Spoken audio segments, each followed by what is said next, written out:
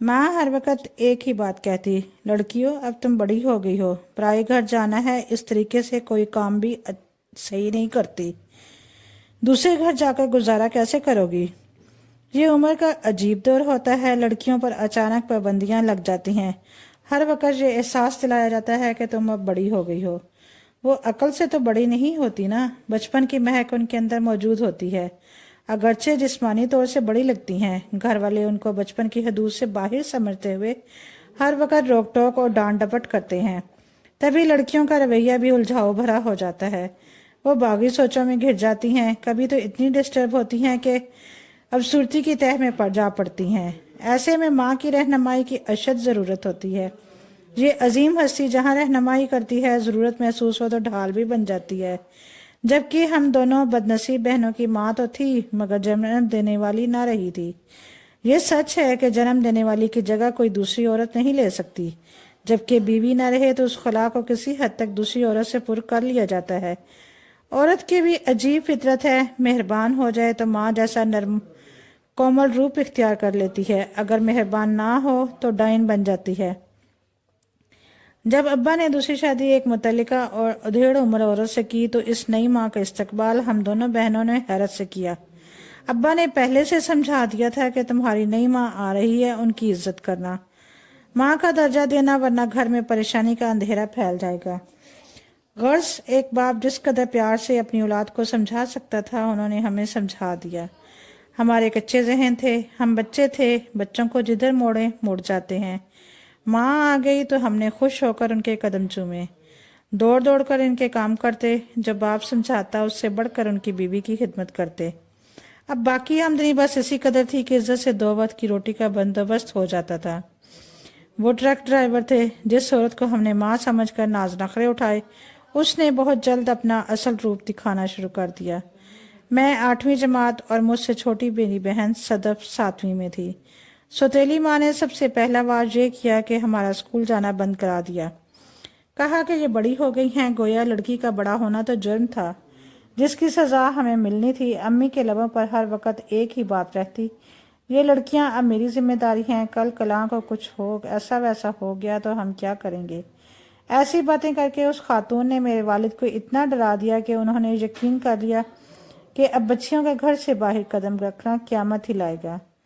बिलाशुबा लड़कियों की तालीम से ज़्यादा एक गरीब आदमी की इज्जत और नामूस उसके लिए अहम होती है, मगर अम्मी का मकसद ये था कि घर का सारा काम हमें सौंप दिया जाए और वो आराम से चारपाई पर बैठकर हमारी निगरानी करें। हम दोनों बहनें सुबह से रात तक घर के काम में लगी रहती, वह हदायत जारी करती रहती, फिर लंबी तान कर सो जाती। मगर अम्मी बज़ाहिर हमसे प्यार से मुखातिब होती। तभी हम दोनों जब कभी किसी बात पर लड़ पड़ती तो उनसे जाकर एक दूसरे की शिकायत करती। वो खूब जानती थी कि इन नासमझों को आपस में दुख बांटने का सलीका नहीं है। हमारा इनके सिवा कोई हमदर्द न था जो हमें समझाता। हम लड़कर अलग बैठकर रोती और ये हमारी लड़ाई से फ़ायदा उठाती। एक बहन की चुगली दूसरे से करती, उनकी बातों में आकर हम बहनों ने ही एक दूसरे को अपना दुश्मन समझना शुरू कर दिया। स्कूल छूटा तो बुरा हाल हो गया।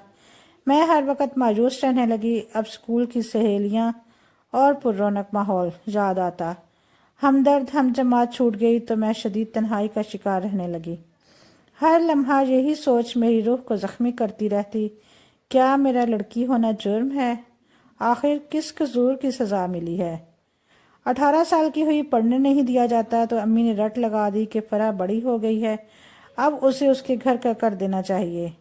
गौज़ के उन्होंने मेरे वालिद के कान खा लिए। कुछ दिनों बाद अब्बा ने खुशखबरी सुनाई कि कल फरा को देखने मेरे दोस्त की बीवी और कुछ औरतें आ रही हैं, उनकी अच्छी तरह खातिर मदारत करना। अगले रोज़ 3 ख़वातीन आई, मुझ में बहुत दिलचस्पी ली और पसंदीदगी का इजहार किया। वालिद ने बताया कि लड़के का बाप मेरे साथ ट्रक ड्राइवर था, उसका बेटा भी ड्राइविंग करता था, उनका अपना कारोबार है, अब बहुत खुशहाल हो गए हैं। चाहता हूँ कि फरा का रिश्ता यहाँ हो जाए ताकि ये मुझे भी अपने कारोबार में शरीक कर लें और फिर हमारे भी दिन फिर जाएं।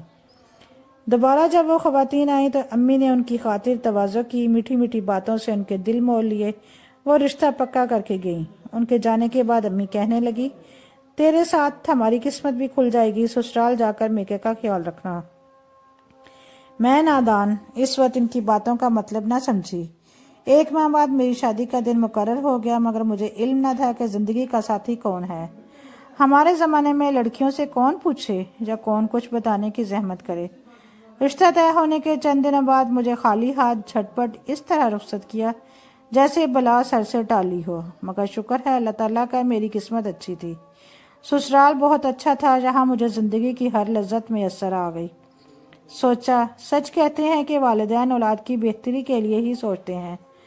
سسرال والوں نے جہیز نہ ملنے کا ملال تک نہ کیا۔ افسردگی کے جو بادل ہر وقت میرے دل پر چھائے رہتے تھے، آصف جیسے جیون ساتھی کو پا کر چھٹ گئے۔ مدت بعد خوشی کا چہرہ دیکھا، اب میں سکھی اور پرسکون ہو گئی تھی، جہاں سبھی پیار بھرا احساس تحفظ دیتے تھے۔ مجھے اس بات سے غرض نہ تھی کہ میرے سسر اور شوہر اپنے ٹرکوں پر سمگلنگ کرتے ہیں، بھلا ہم ایسی عورتوں کو اپنے مردوں کے کاروبار سے کیا سروکار۔ مجھے کسی بات کا علم نہ تھا اور نہ میں نے کبھی جاننے کی کوشش کی کہ یہ لوگ کیا کاروبار کرتے ہیں۔ ایک روز میکے گئی تو میرے والد نے کہا، تمہارا سسر بہت گھٹیا آدمی ہے، پہلے میری طرح کسی کے ٹرک کا ڈرائیور تھا، اب ادھر کا مال ادھر کرتا ہے، یعنی سمگلنگ کرتا ہے۔ تو خوشحال ہو گیا، اپنے ٹرک بھی خرید لیے، ہمارا ذرا خیال نہیں کرتا۔ کمزاد کو میں نے اپنی بیٹی کا رشتہ دیا، مگر احسان ماننے کے بجائے طوطے کی طرح آنکھیں بدل لیں۔ مجھے اپنے باپ کی یہ نکتہ چینی ذرا اچھی نہ لگی۔ حقیقت میں سسرال سے مجھے بہت پیار ملا تھا، ان لوگوں نے میری قدر کی اور اپنائیت کا بھرپور احساس بھی دیا۔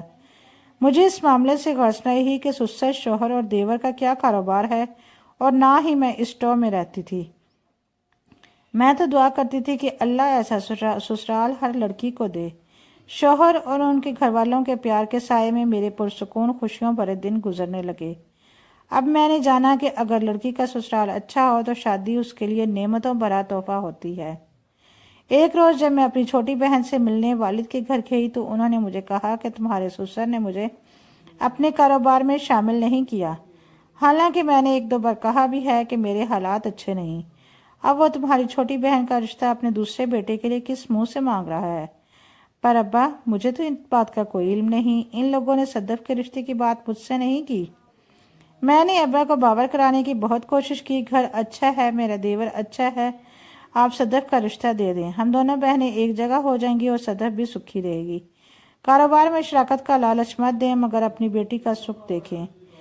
روزی روٹی جو قسمت میں ہے اللہ آپ کو دے تو رہا ہے نا۔ ایک شرط پر میں ان کو صدف کا رشتہ دوں گا، اگر وہ لوگ میری کچھ مالی مدد کریں، کم از کم 3 لاکھ دیں۔ بیٹی کی شادی پر خرچہ بھی تو کرنا ہوتا ہے نا۔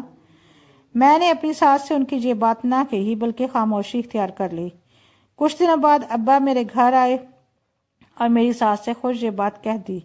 اس وقت تو وہ خاموش ہو گئے، لیکن جب وہ چلے گئے تو مجھ سے کہا، بیٹی اب تیرے ابا آئے تو ان سے کہنا کہ بیٹیوں کے رشتے اس طرح نہیں کیے جاتے، بلکہ باپ تو خود اپنی بیٹیوں کو کچھ نہ کچھ دے کر رخصت کرتے ہیں، نہ کہ کچھ لے کر۔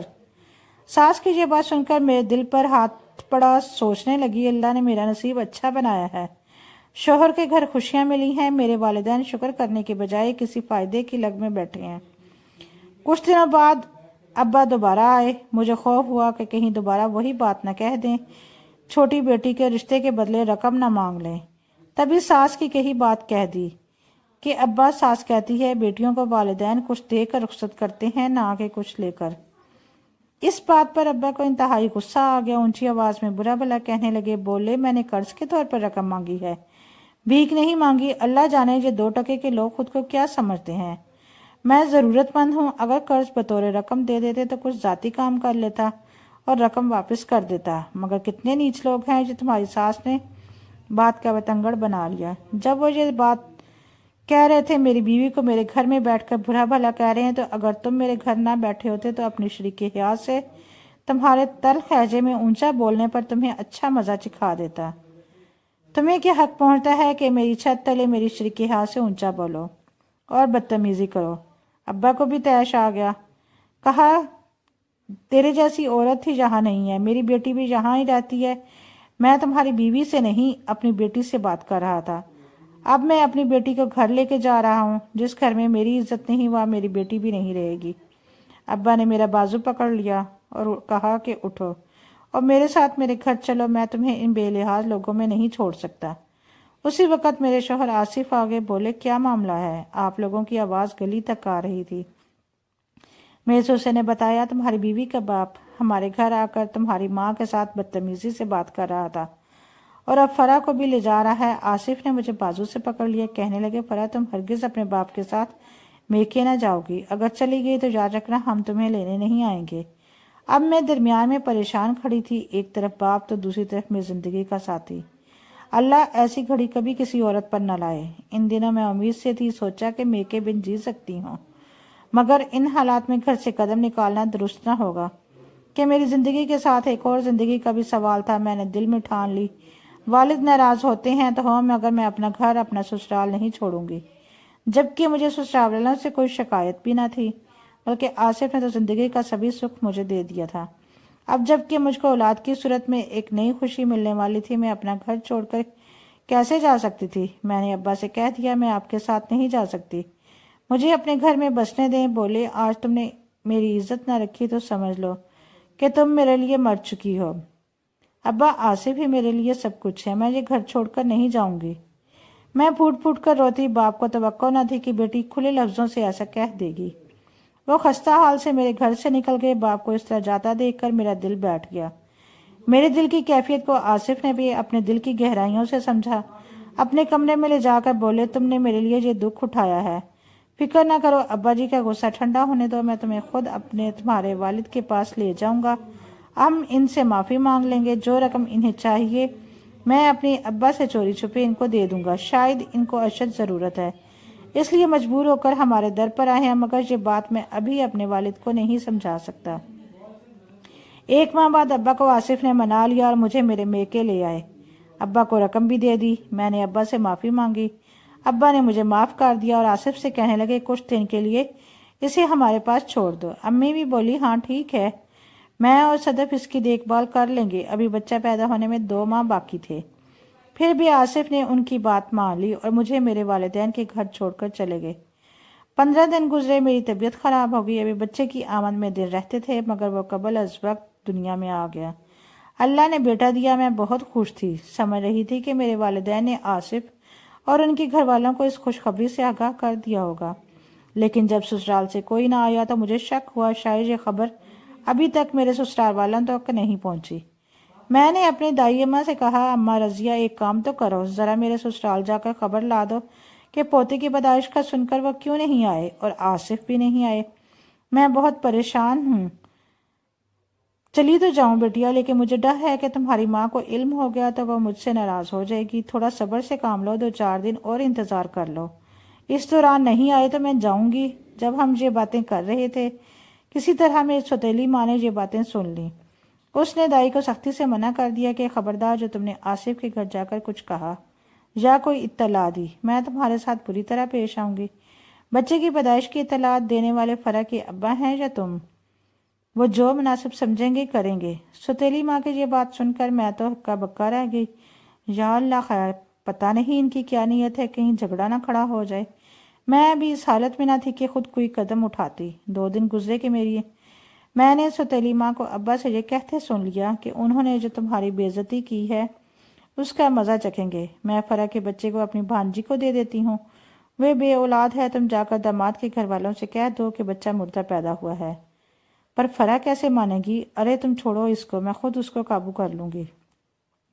اسی طرح زہر کر سکتے ہو تم اپنے سمدھی کو، ورنہ تو وہ ہم پر ہمیشہ شیر ہو کر رہیں گے، نہ ہی فرح گھر چھوڑے گی اور نہ ہی طلاق پر راضی ہوگی۔ یہ وہ لمحہ تھا جب سوتیلی ماں مجھے ڈائن نظر آئی۔ سوچنے لگی کہ اب تو اس معاملے سے خود ہی مجھے نمٹنا ہے، اگر کچھ کہتی ہوں تو کہیں میرا بچہ ہی غائب نہ کر دیں، نہ جانے اس عورت کے کیا عزائم ہیں جو میرے باپ کو بھڑکا رہی ہے۔ میں نے چپ سادھ 2 دن گزرے تھے کہ دائی آ گئی۔ وہ میرے بچے کو نہلانے اور مالش کرنے آتی تھی، اس کے کپڑے بھی دھو جاتی تھی۔ موقع پا کر چپکے سے میں نے اس کے کان میں کہا کہ کسی طرح جا کر میرے شوہر کے گھر جا کر اطلاع دے دو،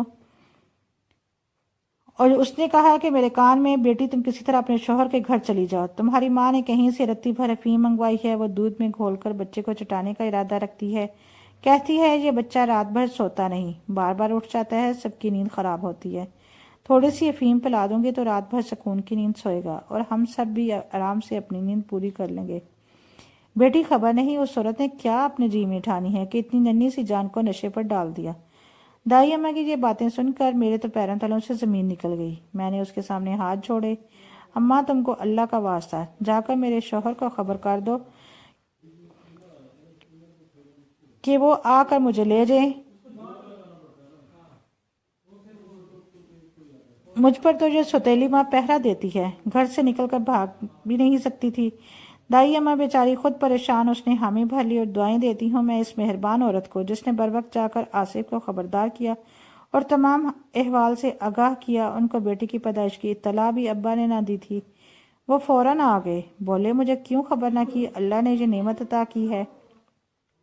والدہ نے کہا ٹرک لے کر تمہارے سسر پشاور گئے ہوئے تھے، 15 روز بعد ہی لوٹے ہیں۔ ہمیں ان کا انتظار تھا، میں بچیوں کو اکیلا چھوڑ کر نہیں آ سکتی تھی، بلکہ امید کر رہی تھی کہ تم خود ادھر کا چکر لگاؤ گے۔ بیوی میکے میں ہو تو اس حال میں تو تمہارا ادھر آنا تو بنتا ہے نا۔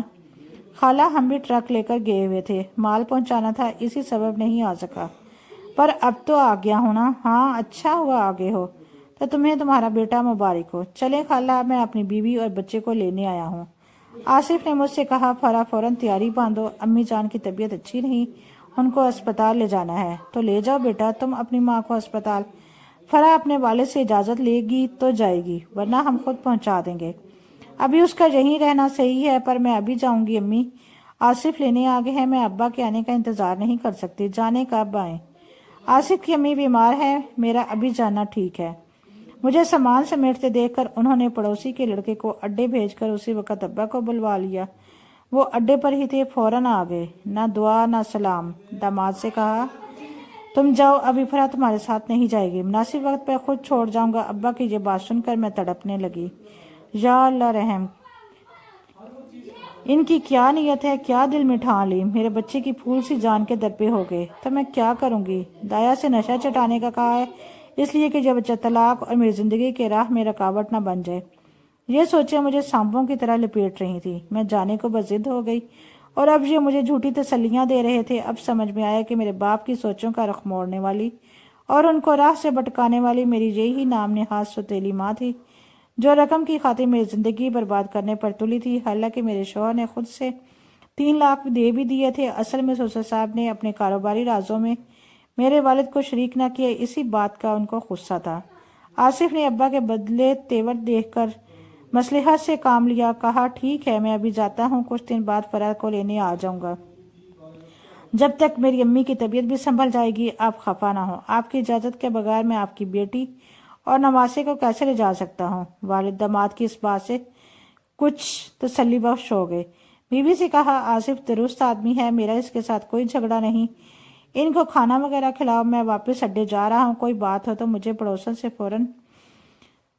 فون کر کے بلوا لینا۔ ابا چلے گئے۔ آصف نے مجھ سے کہا کل تم تیار رہنا، کل میں کار گلی میں روک کر دوں گا، تم بچے کو اٹھا کر فوراً باہر آ جانا۔ میں تو رات بھر نہ سو سکی، مگر میرا معصوم بچہ گہری نیند سوتا رہا، کیونکہ سوتیلی ماں نے ضرور اس کو ہلکا سا نشہ دیا تھا، وہ ایک بار بھی نہ اٹھا۔ میں ساری رات گود میں لے کر اس کا سانس دیکھتی اور دعا کرتی رہی کہ اے رب آج کی رات خیریت سے گزر جائے۔ صبح ہوئی تو بھی میرا معصوم نہ جاگا، نہ اس نے دودھ پیا۔ میرا تو ایسا حال تھا کہ جیتی تھی نہ مرتی تھی۔ اللہ اللہ کر کے شام کے 4 بجے صدف کو میں نے سکھا دیا تھا کہ ہارن کی آواز سنتے ہی دروازے کی کنڈی کھول دے۔ اس نے میرے گھر سے نکلنے میں میری مدد کی، سوتیلی ماں کے کمرے کا دروازہ بند کر دیا۔ وہ دوپہر کا کھانا کھانے کے بعد اپنے کمرے میں لیٹ جاتی تھی اور میں کمرے سے نکلی گلی میں آصف کار میں میرا انتظار کر رہے تھے۔ تبھی میرا بچہ بھی تھوڑا سا کسمسایا تو میں نے اللہ کا شکر ادا کیا۔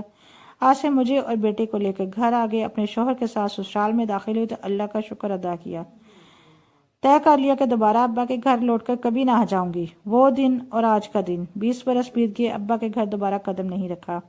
انہوں نے صدف کی شادی اپنی عزیزوں میں کر دی، اس کا شوہر بھی ڈرائیور ہی تھا، بہت خوشحال نہیں، جوں تو اس کی روزی روٹی پوری ہوتی تھی۔